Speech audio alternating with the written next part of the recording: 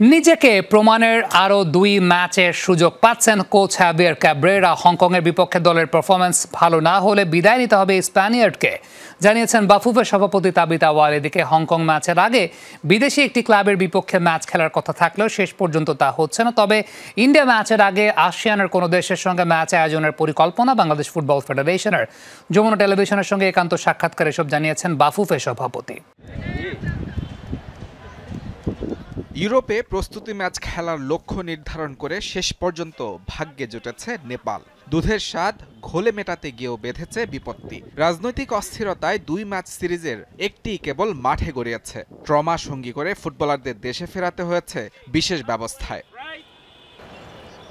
অভাগা যেদিকে তাকায় সাগরও শুকিয়ে যায়, ঠিক এমনটাই হয়েছে বাফুফের সঙ্গেও। শক্তিশালী হংকংয়ের বিপক্ষে প্রস্তুতি নিশ্চিতে শেষ ভরসা ছিল একটি বিদেশি ক্লাবের বিপক্ষে ম্যাচ খেলা। শেষ পর্যন্ত সেটিও হচ্ছে না।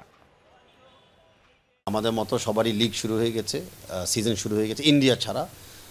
আমরা ওরকম ক্লাব ম্যাচে করতে পারছি না। ক্লাব ম্যাচের কারণ একটাই ছিল, যে দিনে আমরা খেলবো সেই দিন ফিফা উইন্ডোর বাইরে, তো তখন ওই র্যাঙ্কিংয়ে কোনো এফেক্ট পড়তো না। বাট সিন্স এটা হচ্ছে না, আমরা এটা নিয়ে আর আগাচ্ছি না। ইউরোপের স্বপ্ন ছেড়ে এবার সরাসরি এশিয়ায় চোখ বাফুফের। নভেম্বর উইন্ডোতে ভারতের বিপক্ষে ম্যাচের আগে আসিয়ানের কোনো একটি দেশের সঙ্গে ম্যাচ আয়োজন করার পরিকল্পনা বাফুফের সভাপতির।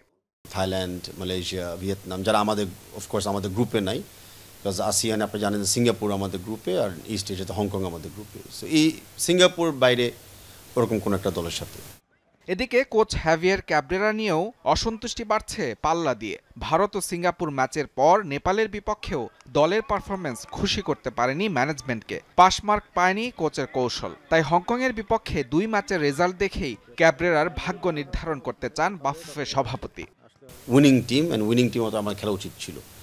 সো ফার আমরা Asian qualifiers at least top men's টিমে আমরা 1 পয়েন্ট পেয়েছি, যেটা আমরা মনে করি আমরা আরও বেশি পয়েন্ট পাওয়া উচিত ছিল।